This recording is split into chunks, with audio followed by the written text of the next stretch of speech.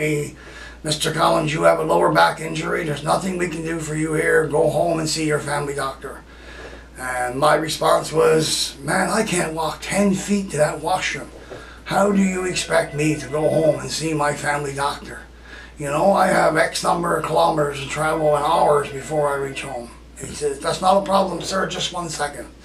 He walks out, and about 10 minutes later, him and a nurse walk in with 2 paper cups, one with a bit of water, and one with 3 or 4 little pills in it. He said, here, take that.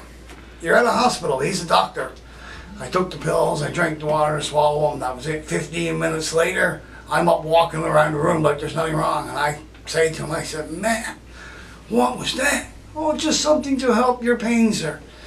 I said, how long is this going to last? He said, well, 4 to 6 hours. I said, man, I got 24 before I get home. You know, I said, that's not going to work. No problem, sir, no problem. He reaches in his pocket, he hauls out a prescription pad, and he writes out a prescription for 180 of them. He tells me the pharmacy is up the hall. He said, oh, you're right. Of course, I go up, fill the prescription, and that's the beginning of the story for me. And when did you realize that this was becoming a major problem? 4, maybe 5 years ago, maybe even 6, when I started to realize that there was a major problem, you know. After the surgeries and my back started to get a little better and that's when you realize, you know what I mean, and when the time comes when you realize you can't do without them, you know what I mean. That's the problem with those medications. It's not like you can take them when you need them, right? I mean, if that was the case, it'd be okay. I mean, there's days when my back wasn't bad and I didn't need to take them, but you can't do that with those drugs. You have to take them 24/7. If you don't, you go through major withdrawals. And I mean the most horrible thing you can ever imagine. I tell people when I used to be at it, I used to say, think of the worst toothache you ever had, multiply it by 20 times, and you're starting to come close to what it feels like. And it's just horrible. You know what I mean? Your 2 legs, cramps, aching, your whole body vibrating, shaking, your head doing 1,000 miles a minute, can't close your eyes, can't sleep, can't eat, don't want to talk to nobody, don't want to see nobody.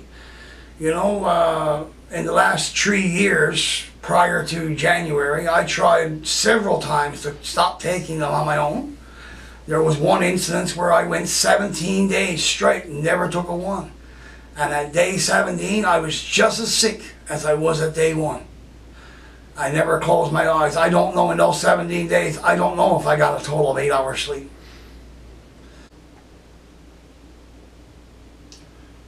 Now, were you buying drugs off the street in addition to what you're already prescribed? And I mean, if so, how easy is it to buy these drugs? I'm doing this interview now here in Clarenville, and I can be quite honest with you. Within an hour's drive from me right now, I can probably name 25, if not 30 places where I can put my hands on any number of them, ranging from an Oxy 80 down to a Percocet, which is only 5 milligrams, and any variation in between. And how much, I mean, just give a figure. In price range, the Percocet, which is the 5 milligram one, it ranges anywhere from $4 to $10, depending on where you to. And then as you go up in milligrams, the price goes up. A 10 is anywhere between $7 and $10. A 20 is anywhere between $15 and $25. A 40 is normally anywhere between $20 and $40. How much were you spending a month, do you think? I mean, in the last year, couple of years, I would not be shocked to tell you it's anywhere between the $2,000 and $3,000 range a month. That's on the street ones. That's not including my prescription. And it's been 6 months now since you've been off the oxycodone. How has life been different for you? Complete 360 degree. My life has gone from hell, I'll say, H-E-L-L, for lack of a better word, and misery to complete happiness and being able to live normally again. Because when I was on the drugs, I never had a normal life. Your life consisted of those things. From the time you open your eyes in the morning till you close them, all you thought about is whether you had enough, if you were going to get more, If you couldn't get no more, is to buy more. Where are you going to get the money to buy them? How are you going to get there to buy them? Everything was focused around that drug. Since I've got on Suboxone, now I think about stuff that normal people think about. What are me and the wife and daughter going to do today? Where are we going to go today? What needs to be done around the house? You know what I mean? What can I do to make my wife have a better day? How can I make it up to her? Because that's the side no one sees. Nobody knows how much misery and torment and trouble I put my family through in the 10 years I was addicted to them.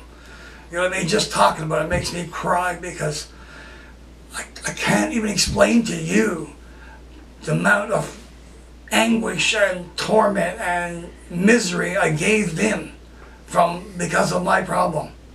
I mean, I know there was days and days and weeks where my wife cried herself to sleep nighttime. People who don't know about this, who have a normal life, I just want people to open up their eyes and realize how much of a problem we have here in Newfoundland and Labrador. There are a lot more people out there like me that people don't realize are there. Get off of those drugs, because they will ruin your life.